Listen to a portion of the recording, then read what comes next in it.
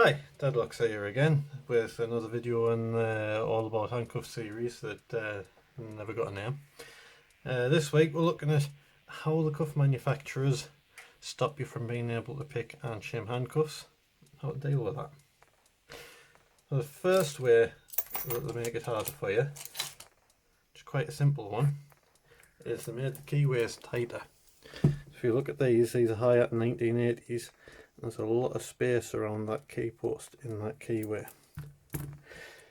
Now this is a modern set of peerless. Look at the lack of space around that key post. It makes a significant difference on picking. Only thing you can really do to get around that one is have the right pick, unfortunately. There's no technique to it. But like I say, Parker pick opens pretty much everything. I don't know where my Parker pick's gone. It was there it is. So you can have it like this and you know there's white in front of your face. So the reason that Parker works so well is it already has that curve in it, and it's a thin piece of pretty tough metal. So it's a perfect shape to fit around key post in the keyway. So for some reason I really suck at peerless.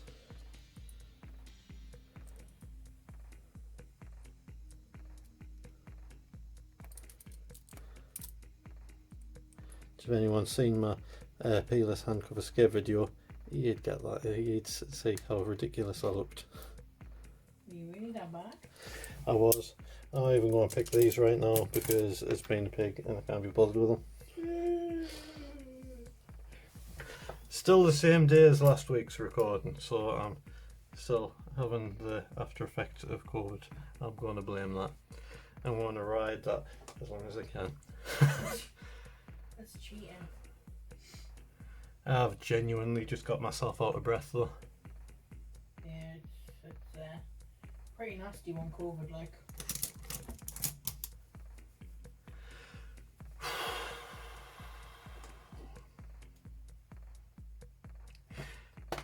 Right, so the other way that they make the cuffs more difficult for you to pick is adding extra pawls. So all the style cuffs, which weirdly enough I'm going to use these peelers for again, even though they're new, seems to be a bit of an American thing as well, having a single locking pawl. So the teeth there is one lot of them that moves up and down when you put the ball through. Like easy to escape. Yes, that makes it easy. That's Why do people still use them? American cuffs seem to rely on having a really tight keyway. Ugh. So they just rely on tight tolerances. Which does kind of work. I mean, if they went for the triple pole or something as well, then it'd be better. But more complicated companies like to go double pole. So you can see, instead of just the one pole in there, you now have two, and they work independently of each other. Well, some companies like to take it a step further. Hyatt and TCH, the British cuffs, go for 3 poles. So basically, what you end up with, can't find Parker again, you have to now be able to go in the keyway and not just pick one pole at a time, but you have to get in the right position to get all 3. As you can see there, I'll push down 1.5. So that would not get you out. You have to get all 3 like that.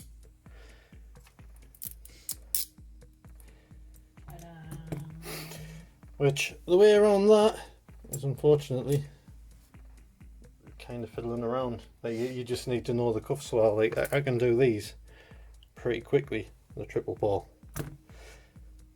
But say these double pole Alcyon, I'm not quite as familiar with, so it takes us a little bit more effort to pick them. And it's hard harder when they have the heartbreakers and the... I'm getting to that. No. We're not there yet. Oh. If they want to make it a step more difficult, they include a split paw, which Mrs. D calls... A heartbreaker. There we go, we're here now. Because it splits the poles. Our split paw is amazing, because what it is you have your two paws there. If you're careful, if I can get right up close, and you can see there's a piece of metal between the two paws, and that goes right into this slot here, and right through the body of the cuff, which, can you see that on these? Yep. So you can see sandwiched in the middle there is that bit of metal going all the way through. And to get these open, you need a special key with a split in, and that is to go around the piece of metal that goes through the whole cuff. As you can see, opens nicely. If you switch to a standard key and put the standard key in, let's lock them first. See, nothing happens. That bit of warden stops you from being able to do anything. Again, really makes stuff like Parker struggle, because Parker can't be on both sides of that thing at once. So, as well, comes right through into between the two poles there, right up into that. So you can't shim out of them with a standard shim, because the standard shim will just slide in and get to that split and hits that piece of metal, and you can't go any further. So what do you need, Mrs. D? Split shim. You need a split shim. Well, this is a split shim. You are. So you have a piece of shim that goes either side of that split paw, as so. Slide it in, and goes either side of that piece of metal. Let's show that it works. It's closed, in with the shim, and out with the bow. There is a way of picking these. It isn't easy. If you remember from last week, when I was talking about picking with paper clips, I have actually successfully done this. I will link a video. But how many times?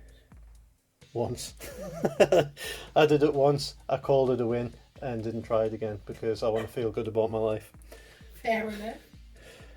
So instead of getting the one side, like part of the paper clip, you get both of them and hold them together like that. So it's a bit like you have two parts of the split key, and use that to pick them open. But yeah, that is yeah, that is how you pick them. It is actually possible as well to make a split shim out of stuff like this. So Just takes practice. it doesn't so much. Well, it takes a couple of attempts sometimes, and you need to have some like nice pink scissors like them. Has to be pink ones. Hey, them.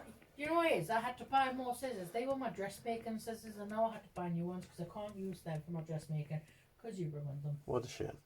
It is a shame. Dressmaking scissors aren't cheap, you know. Oh. Anyway, other ways to make it more difficult for you is sometimes you get stuff like these, which is some Czechoslovakian cuffs, same pattern as the Russian BRS. You just have a push button for the double lock there, which I have pushed in, and now I realise I cannot see the key. Anyway, yeah, the same as the Russian BRS, and the key looks like that. So it's, again, same principle as the split pawl, but those pawls are really deep in there. I haven't seen anyone pick a set of these yet. Not yet. It's something I will try. Well, I don't think it's going to happen soon. I reckon I could pick them. Okie dokie. I do. I reckon I could do it easy. Says double lock off. And bolt open. It also ruins you being able to use a standard key to escape from them if you want as well. As well, weird thing with these is you put the locking pole all the way back there. If they'd managed to get that split pole right up into where the bow goes, these would have been an amazing set of cuffs. But they didn't quite get the split up quite that high, so you can still shim them. But because the pole is all the way back here, and because of the shape of it, you can't back shim these. I have tried extensively and failed every time. So you have to shim from this side as normal, but you need a very long shim. As you can see, our standard shims, standard commercial shims, don't reach that far. They're nowhere close. So you need to find an extra long shim, which I quite like the springs out of the ID badge holders. I'm not sure where I've got them at the minute, but there's some about. Again, more things that use a non-standard key make it difficult to pick. I would show you the key for these, but I don't have one, and that's why I'm not putting these on, because I'm not stupid. But these also have a crush wheel right there. Now that wheel turns when you put the bow through. Let's see if we can see it a bit. You can see it turning, and that will destroy any shim that you try and shove in there. It does have the downside of sometimes that crush wheel gets kind of hung up on the bow and they kind of self-lock themselves and never really want to open ever again. So yeah, some of the security things may have their problems. Another thing that they do to make it a bit harder sometimes, which if I'm perfectly honest, I do think this might not be a set of cuffs for law enforcement purposes. This might be a little bit more along the lines of personal use, shall we say. Personal use? As by getting a big dirty grit cuff like that and sticking it on a great big long metal bar with another cuff on. So when you put these on, which as you can see, these are standard issue British police handcuffs, and these are a bit longer. The idea being, you're cuffed on this side, you can't reach all the way over there to pick the opposite side. So what you end up having to do is reach like that to pick the side that your hand is cuffed by, which makes them entertaining. Or I think they're entertaining. Yeah, as well as all of that, also have some anti-shim. And that, what does anti-shim do, Mrs. D? Stops you from shimming. So, couple of the best ones that I have for anti-shim, I reckon, is probably these Kyung Chang, which don't let the pinkness fool you. These are some pretty good cuffs. They're my cuffs. And the more modern YUIL anti-shim. So what anti-shim is, if we have a look in here, I have a couple of little notches there, and then I've lost our focus here, get that back. Then just at the end of the poles there is little notches under the poles, so the shim will go under the pole rather than over it. These have the added bonus of split shim, so you need the split poles, so you need a split shim as well. Come on then, you big turnip. Someone's a turnip apparently. A puppy. So you get around the anti-shim. Basically you just need to give it a bit of a wiggle, so you push your shim in. Apparently that's gone straight in, no problem though. Oh no, it hasn't, because we've still got the little trap on the locking pole. So if I just back up slightly out of that and then squeeze the pole in a bit, squeeze the bow in a bit to push the pole down. I've just failed that. Try it again. So I'm up against the pole there. I need to pull out to get out of that trap and push the bow in a touch just to lower the pole enough to get the shim over the top, and you're out. Ta-da! Gets a little trickier still when you come to these YUILs though, because you have the split pole and the tolerances are tight to here. The Like heartbreaker, give it its white name. It's the heartbreaker. It's hard to get in there. You have to give it a lot of wiggling and jiggling about, basically. Making it There we go. very difficult. Keep.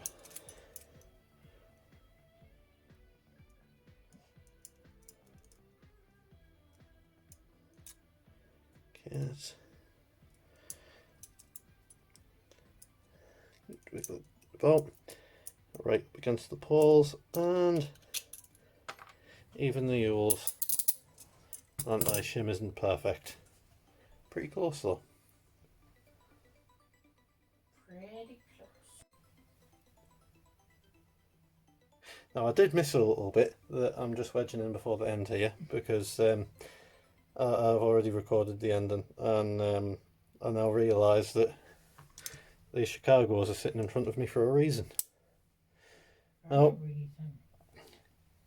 it's something that these Chicago's and these Russian cuffs and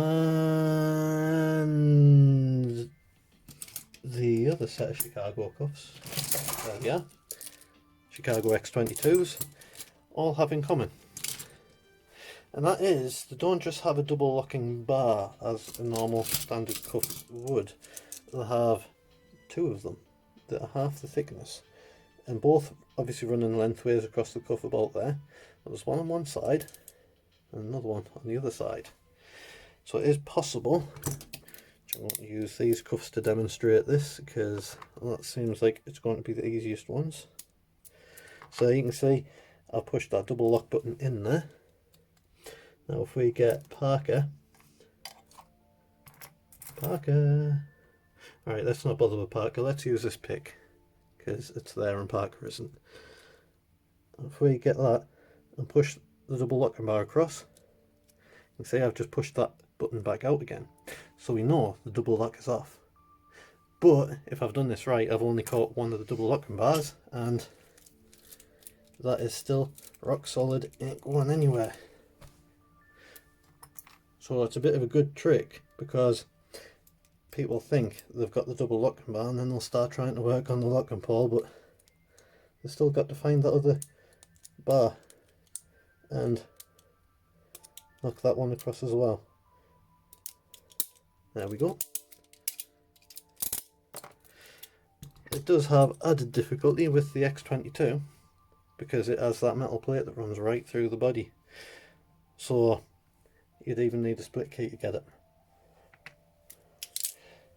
Anyway, on to the ending. Okay, so that's this week all done. I think I've covered everything. If there's any questions or comments, you know where to put them. Next week we're going to be looking at some special moves, some special ways to get out of particular handcuffs, and some special ways of getting out of most handcuffs. That is all from us. See you next time. Bye. I wouldn't have called that a dimple rake if I was naming the rake. I'd have called it a wave rake, because it looks like waves. I think it was already a wave rake though. I don't care. That's what I would have named it.